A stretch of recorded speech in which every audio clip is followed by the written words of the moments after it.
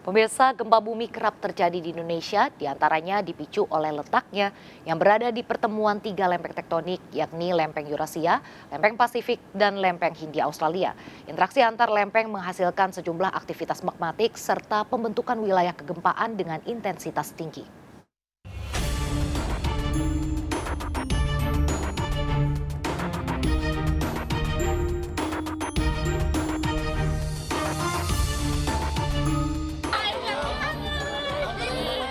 Gempa bumi merupakan peristiwa alam yang lumrah terjadi akibat adanya pergerakan di dalam perut bumi.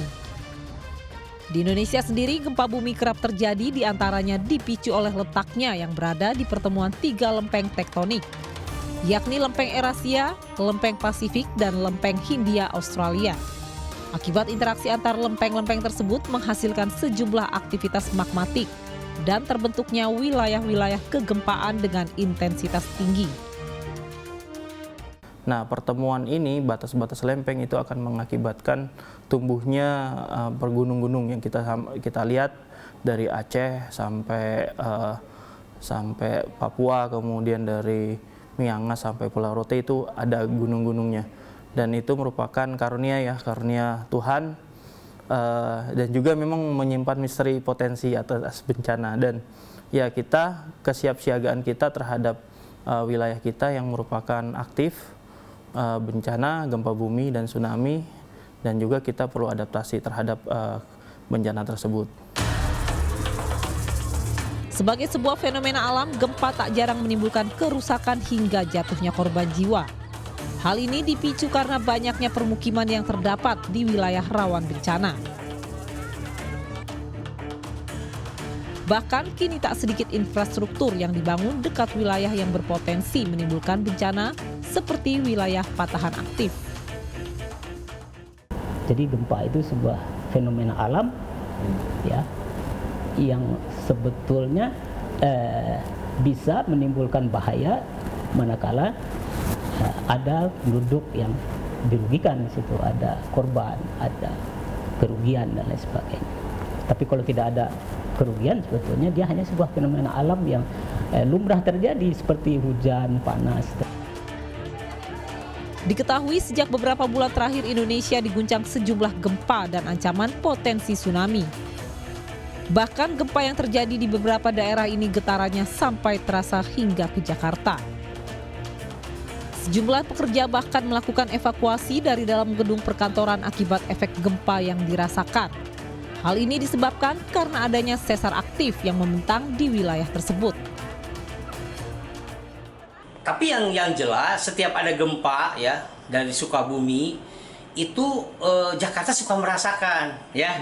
Nah sebetulnya ada yang sesar Cimandiri. Sesar Cimandiri itu dari Pelabuhan Ratu, ada yang berbelok ke kanan nantinya akan mendekati sesar Lembang, walaupun ada yang mengatakan menyambung, ada yang mengatakan tidak.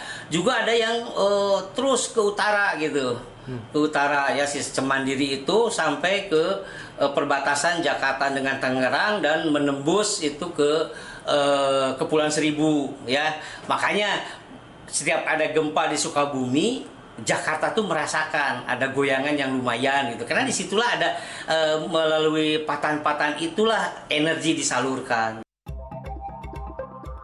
Pihak BMKG sendiri sejak Juli 2022 sudah mengingatkan akan adanya ancaman gempa dan tsunami yang berpotensi terjadi di sepanjang selatan Jawa.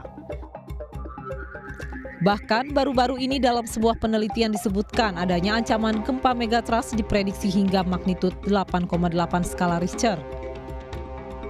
Ketika kita bicara gempa Jakarta, kita tidak bicara sumber megatrustnya ada di pulau, ada di darat. Bukan, itu salah. Jadi tapi sumbernya itu ada di zona pertemuan lempeng samudra sekitar 250 sampai 280 kilo lepas pantai selatan Jawa. Itu yang kemudian segmennya cukup besar, potensi magnitudnya di atas 8,5 dan bisa saja berpotensi menimbulkan tsunami. Selain gempa, Jakarta juga dibayangi ancaman tsunami sebagai dampak dari gempa megatrust. Lantas benarkah tsunami akan mencapai 20 meter? Ini terkait dengan tsunami-nya ya. Terkait dengan tsunami itu waktu tiba itu sekitaran hampir 3 jam sampai di Jakarta gitu. Jadi waktunya lama gitu. Jadi sebelum masuk ke Jakarta itu tsunami itu akan melewati Selat Sunda dulu. Nggak bisa langsung melewati langsung ke Jakarta, tapi melewatin Selat Sunda, di mana daerah situ merupakan daerah paparan yang dangkal, sehingga energinya melemah sebenarnya, Mas. Dari energi yang tinggi, kemudian karena ada zona dangkalan di sana di daerah Selat Sunda, itu akan melemah, kemudian melewatin area Pandeglang, kemudian Serang, baru lewat misalnya Bakahuni atau Merak, baru ke Tangerang, baru sampai ke Jakarta, dan itu butuh waktu yang lama gitu.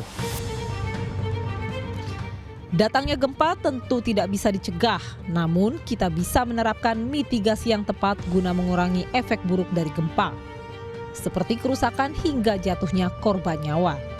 Karena itu setiap orang, khususnya mereka yang tinggal di wilayah rawan bencana, harus memiliki pengetahuan tentang kebencanaan. Perlu dipahamin bahwa zona ini merupakan zona awas, waspada terhadap gempa bumi, dan perlu perbaikan dalam sisi konstruksi bangunan yang tahan gempa, yaitu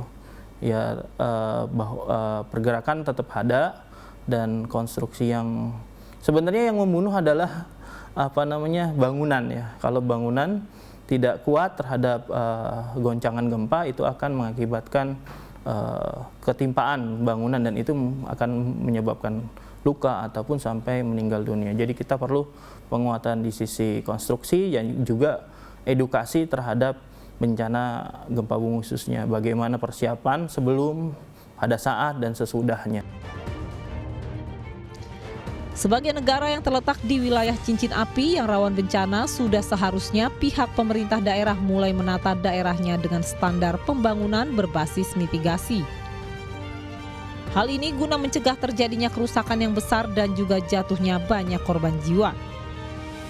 Harusnya seluruh kota kabupaten, jumlah 514 kota kabupaten Indonesia, harus mulai melakukan pembangunan dalam konteks mitigasi bencana. Ya.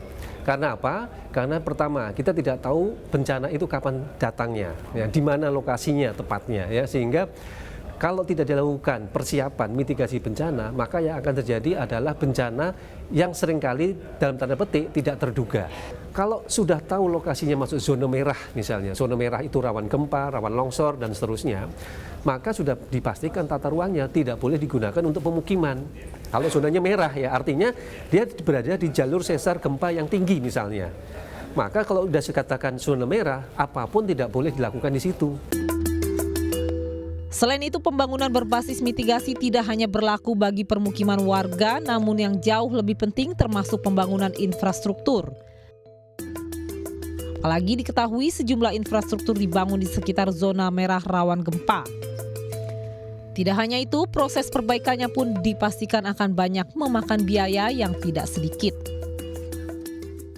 Kalau di situ sudah diketahui bahwa itu bagian dari zona merah terjadinya sesar gempa misalnya, maka sejak awal kan harusnya dilakukan bagaimana menghindari pembangunan infrastruktur di daerah yang masuk zona merah. Itu jauh lebih murah daripada kita memaksakan pembangunan di daerah zona merah tadi, kemudian kita melakukan upaya perbaikan atau mitigasi bencana. Karena apa? Bisa dipastikan biayanya sangat mahal. Gempa sebagai fenomena alam memang tidak bisa dicegah. Namun kerusakan dan kerugian akibat gempa sangat bisa dihindari melalui pembangunan berbasis mitigasi.